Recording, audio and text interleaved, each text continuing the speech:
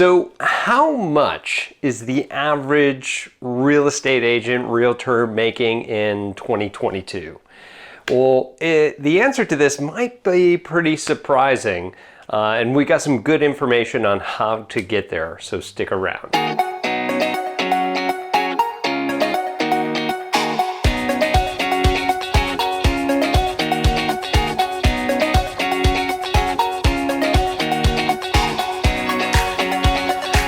What's up, everybody? This is Tim Whittemore with the Whittemore Group, right here with eXp Realty on the Emerald Coast of Florida. That's right up there on the Panhandle. This is your first time to our channel. We do tons and tons of videos about everything you need to know about being a realtor here in the Northwest Florida area and even across the continental United States, and especially if you're looking to join eXp. So in this video, we're going to really try to give you the no BS assessment and give you my insights from being an agent in several different states, as well as being a single agent, a team agent, and now as a team lead. So they always say that you are the sum of the 5 people that you surround yourself with. Let me be one of those voices. So let's get into it. How much did the average real estate agent make, or is making, or we'll just say projected to make, here in 2022, because we are now in, as of the date of this video, April of 2022. And which you might think is pretty surprising. So if you're thinking about getting into this career as a real estate agent, a lot of the times you're going to see, the fancy cars, going out and showing luxury homes, all these other things that make it look so much like, oh my God, it's so easy to make this money. Well, for most it's not. Because we're going to talk about the average income. Let's talk about the number of average. Okay, so I come back from a little bit of a engineering background, and because of that, we want to know what these numbers specifically mean. Average is just taking the total number that the agents made in the industry divided by the amount of agents that are here, and then that gives you the average income. That's really not saying much, because there's people that are in California in the luxury market, getting $14 million closings, right? And that's the price point. And of course, you could be like in one of the areas that I used to work in, Dayton, Ohio, where on a good day, we're closing around 200,000. So the average number really doesn't work out that well. The one thing that I like to look at, if we really want to get these numbers down, is what the median is. So what's the most concentration of these numbers of gross commission income? So this is income prior to your brokerage taking anything out. If you're on a team, it's prior to the team taking it out, everything with that. So that being said, the gross median was 49,700. Now that doesn't seem like a whole heck of a lot, but again, it's going to be the average. One thing, and before I jump into the next part, if somebody has been in this industry for 16 years or so, the gross median income for commissions will be 86,500.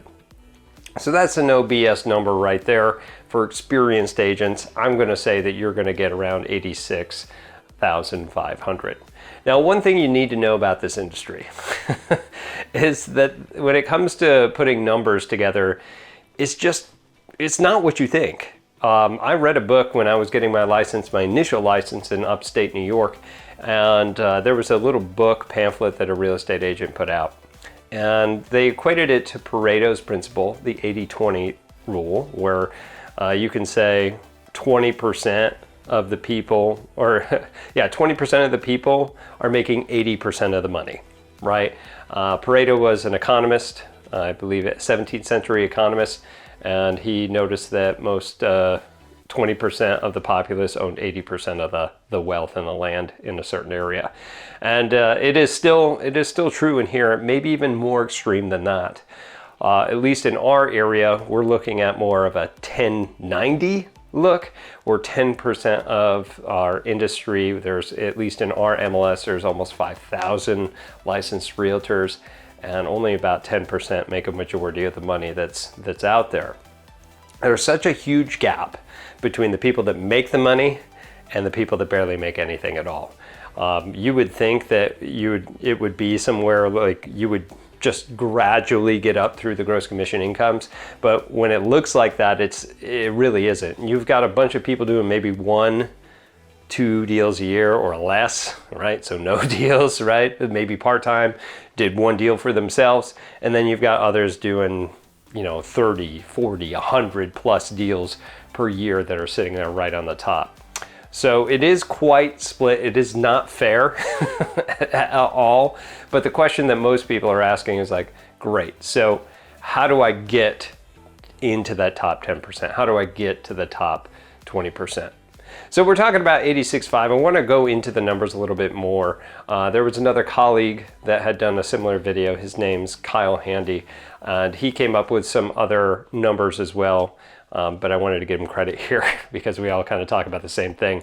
But when we talk about gross median income for commissions, in California, it's about $102,000. And if you compare that same sort of number out to, say, Arkansas, it's $58,000. Okay? So let's talk about how do we get to that top 10 to 20%. If you're a new agent and you're looking at this, well, there's some key tenets that you should pick on. And I want to start with all of this because what I'm going to tell you is about prospecting. And prospecting, there's hundreds of different ways to prospect. I'm going to give you the key ones. What I teach people on my team or people that are part of my coaching program or mentoring program, I teach them to really just concentrate on three main types of way that you're going to maintain business.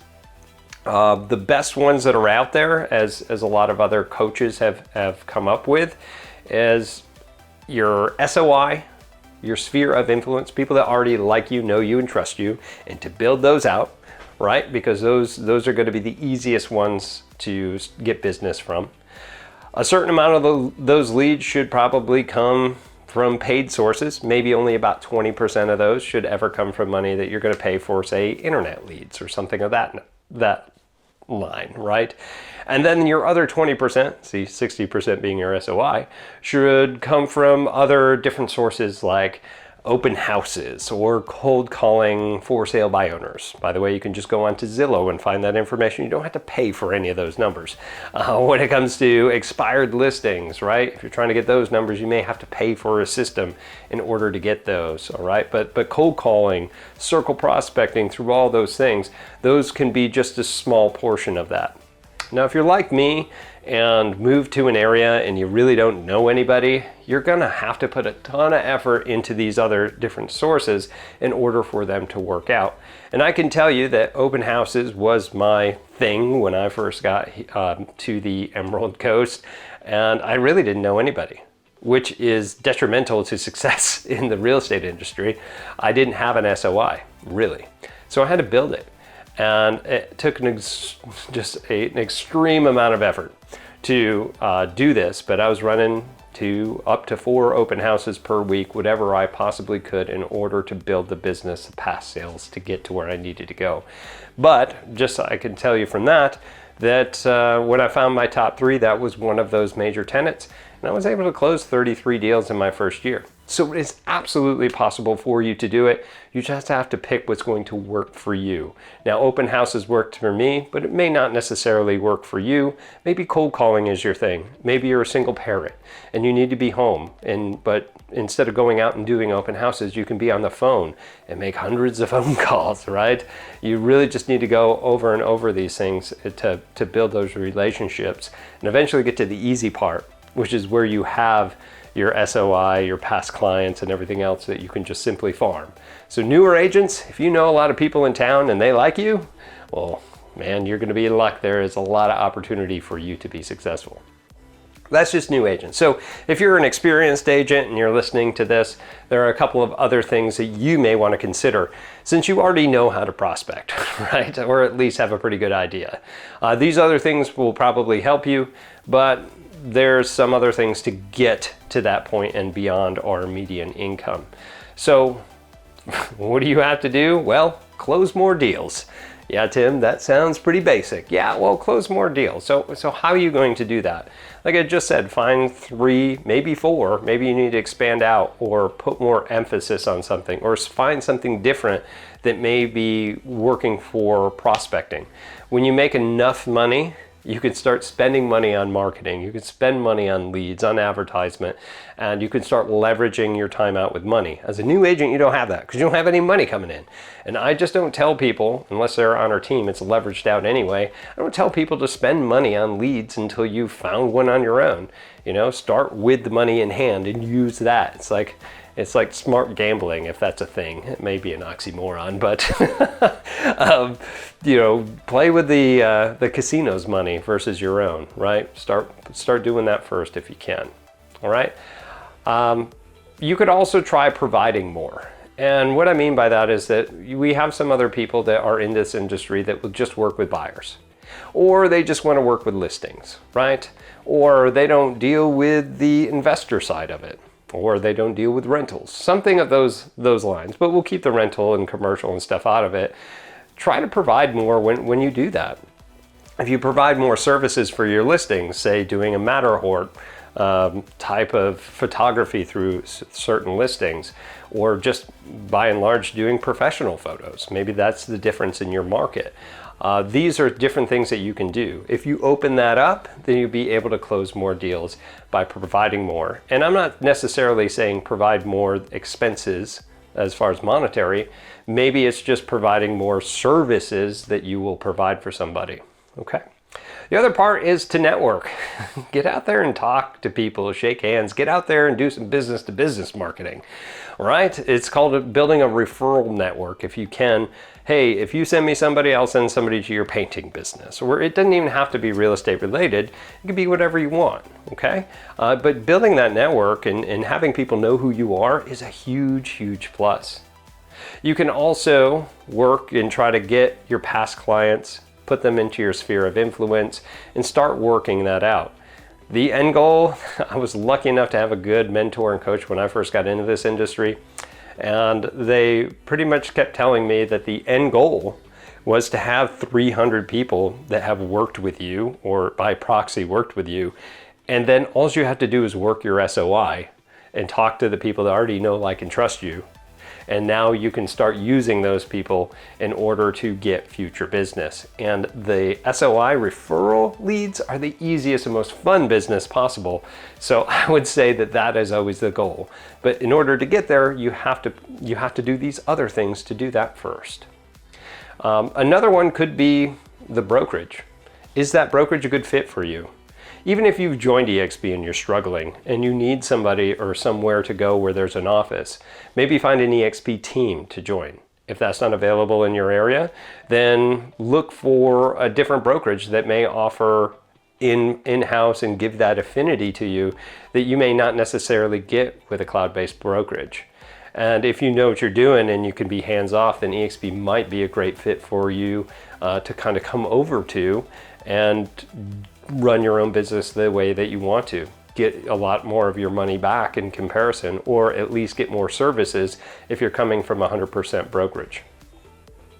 Now, if you're doing this part-time, the simple part about this is do it full-time. You'd be surprised on putting in that much extra effort, how much more you can make and how much more you can do if you do this at a full-time effort. A lot of the times I've had agents come on my past teams and say, hey, I want to start part-time and work up to full-time, and we're just going to slowly and amicably do that. Well, it never works out that way. Most people fail out because they get frustrated, they keep losing out on other deals because we've got those full-time agents that are out there that are doing what they're supposed to be doing. And because of that, it's such a hard transition over. There's not a middle ground. There's just no middle ground. You either have it all or you have nothing, really, or barely anything. So going full-time is going to make that big difference, okay? And then the last part is building a referral network. B2B, we already mentioned that earlier, so business to business, but building a referral network with the next town over, right? And maybe that's part of your area of responsibility. I'm thinking military, it's an AOR. Yeah, okay. But outside where you know your business, think about the next major city over. Maybe start building relationships with those people and going, hey, I'm looking for a referral partner. So for me, I'm in Destin, Fort Walton Beach area. So maybe I'll look over to Pensacola or Panama City. Or if my teams are taking care of that, maybe I push out to Tallahassee or something like that, where we start building those relationships with different areas that people go back and forth with. So that's something that you should definitely look into, building those relationships, because you know as an experienced agent who's going to take something for 20-25% referral. Pretty much everybody, all day long. Well, that's all I have for you for how much the average realtor makes in 2022. I'm sure that you were a bit surprised with that. If not, then good on you. If you have any questions about anything that we did mention here, please leave them in the comments below. And of course, if you're considering joining EXP and you'd like an opportunity to chat about that, whether it's on the team or becoming a mentor student, please reach out to myself or my staff. You can give us a call, text, email, heck, reach out to us on social media. I'm always happy to chat with you guys to see if this might be the good fit for you. So again, I'm Tim Whittemore with the Whittemore Group here with eXp Realty. We'll see you in our next video. Take care.